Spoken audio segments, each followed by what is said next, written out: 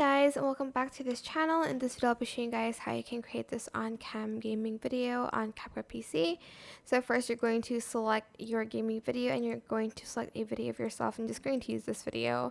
This is just like a random video and it's not like a video of me gaming, but this is just an example.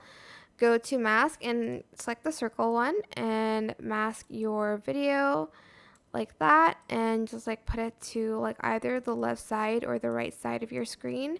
Then go to library and go to this one and add a black screen here. Just add it below that video. Go to mask and select the circle one as well, and just kind of adjust it to the video like so. And you're going to want to feather that out to create kind of a shadow. Move it to the side a little bit like that. And that's basically it. Super simple, but I hope this tutorial was helpful for you guys. Don't forget to like, comment, share, and also subscribe to this channel if you haven't done that already. If you have any questions, just leave it in the comment section down below and I'll try my best to answer them all for you guys. Thank you so much for watching. Bye!